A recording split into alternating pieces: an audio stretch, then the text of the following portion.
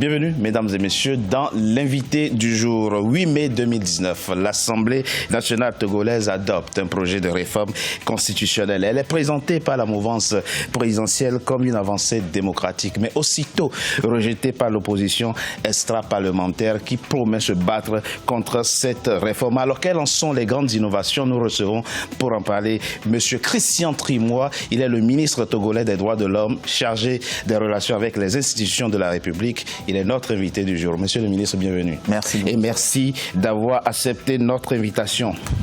Quelles sont les grandes innovations de ce projet de réforme adopté par l'Assemblée nationale de votre pays le 8 mai dernier? Le projet de réforme adopté le 8 mai dernier par l'Assemblée nationale togolaise est une renaissance de la démocratie togolaise. Première innovation importante, elle restaure la limitation de mandat du président de la République à 2 mandats de 5 ans. Ensuite, elle limite le mandat de l'Assemblée nationale togolaise à 3 mandats de 6 ans.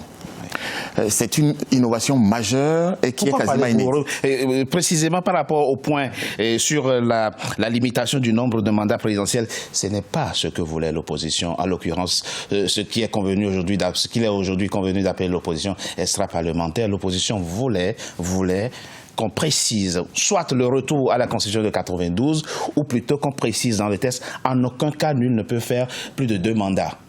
Alors, sur le retour à la Constitution de 92, oui, le dialogue qui a été facilité par la CEDEAO et donc par le chef de l'État du Ghana et de Guinée a démontré que techniquement la chose n'était pas faisable et l'opposition elle-même pendant ce dialogue l'a reconnu.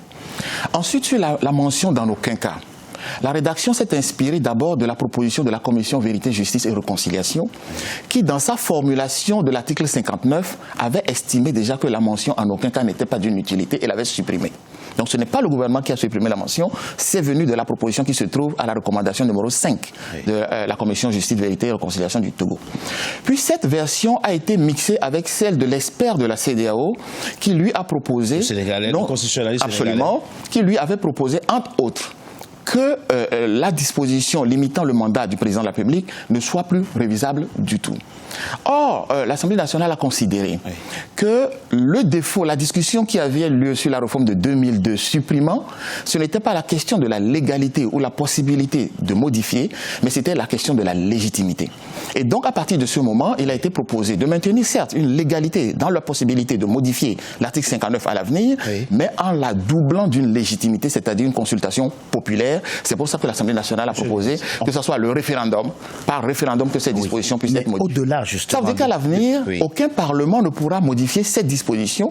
Pour la modifier, il faudra absolument que ce soit les citoyens consultés par référendum. Mais le problème ne se pose pas par rapport à ce point, monsieur le ministre. On peut constater que la mouvance n'a fait pratiquement aucune concession, aucun effort par rapport à ce point précis. Vous n'êtes pas retourné à la Constitution de 92, vous n'avez pas introduit la portion de phrase en aucun cas, mais en même temps, vous n'avez pas mentionné également que cette constitution, en tout cas limitant le nombre, cette disposition limitant le nombre de mandats présidentiels peut rétroagir. Mais je pense que sur la non-rétroactivité dont on parle en fait, d'abord pour les 2 premières mentions, je vous rappelle que pendant le dialogue, le président du Ghana a fait le constat puisqu'il a posé la question sur la méthode de retour à une constitution qui a été vieille de 16 ans. C'est ça.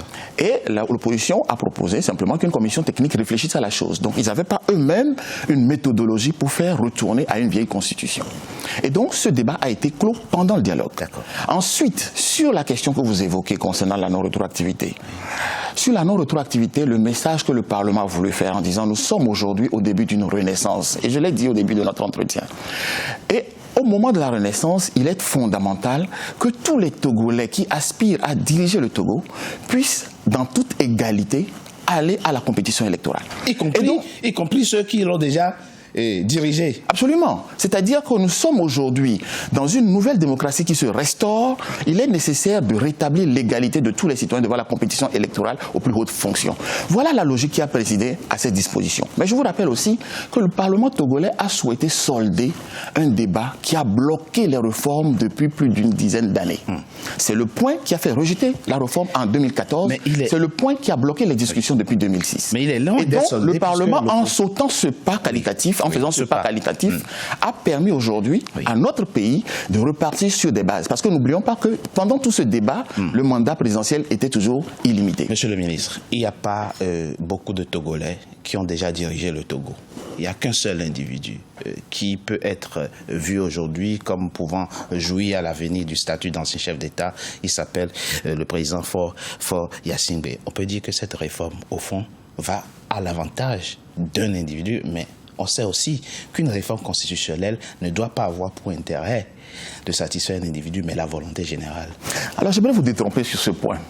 Le premier bénéficiaire, si vous voulez, de l'ancien statut des chefs d'État qui a été mis en place, ce n'est pas le président Faure, c'est le président Abbas Bonfo, qui fut président provisoire de février à 2005, de février à mai 2005 et qui est vivant. Précisément, la réponse vient à cela. Pourquoi?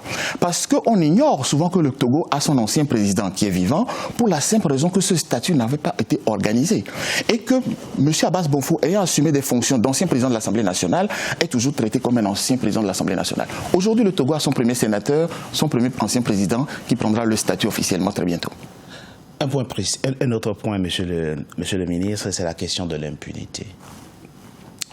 Je l'ai dit, il n'y a pas beaucoup de Togolais qui se prévalent aujourd'hui du statut d'ancien président de la République. À quel besoin répond cette balise constitutionnelle, cette inscription dans la Constitution, cette inscription de l'impunité pour les anciens chefs d'État dans la Constitution? La Constitution et la réforme importante qui a été faite n'a consacré aucune impunité. Elle constate deux faits fondamentaux. Oui. Premier fait, aujourd'hui, le président en exercice ne peut être poursuivi, n'est pas pénalement responsable et n'est pas politiquement responsable, pendant qu'il est dans sa charge durant toute la durée du mandat. Oui. Avec les débats antérieurs que nous avons eus, l'Assemblée nationale a estimé qu'il fallait le rappeler en disant ce président qui, pendant son mandat, ne peut pas être poursuivi pour les faits concernant ce mandat, à la sortie du mandat, ne peut pas être poursuivi pour les faits remontant à la durée du mandat. En revanche, il devient un ancien président. Et en tant qu'ancien président, même sénateur, s'il bénéficie de l'immunité parlementaire des sénateurs, il y a des procédures pour lever l'immunité parlementaire des sénateurs, mais pour les faits qu'ils viennent à commettre en tant qu'ancien président. Et puis, il a été réglé la question de la juridiction compétente pour le juger, la Haute Cour de justice. Pourquoi la Haute Cour de justice? Simplement parce que aujourd'hui, les magistrats de la Cour suprême togolaise relèvent de cette Haute Cour de justice.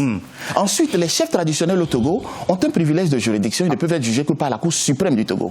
C'est-à-dire qu'un ancien chef de l'État, nous avons considéré que pour les infractions qu'il pourrait commettre après être sorti de charge, il était important qu'il soit là. Mais le fond de la remarque, c'est de dire surtout qu'en donnant en même temps l'espérance d'une alternance possible au sommet de l'État, il fallait aussi donner les garanties que l'ancien chef de l'État n'est pas laissé pour compte et que on peut servir son pays, sortir de charge et continuer à mériter la considération de ses concitoyens. Même si ça peut être dangereux. Merci, monsieur le ministre, d'avoir été notre invité du jour. Mesdames et messieurs, c'était l'invité du jour. Merci d'avoir été en notre compagnie. À très bientôt pour un nouveau numéro de l'invité du jour.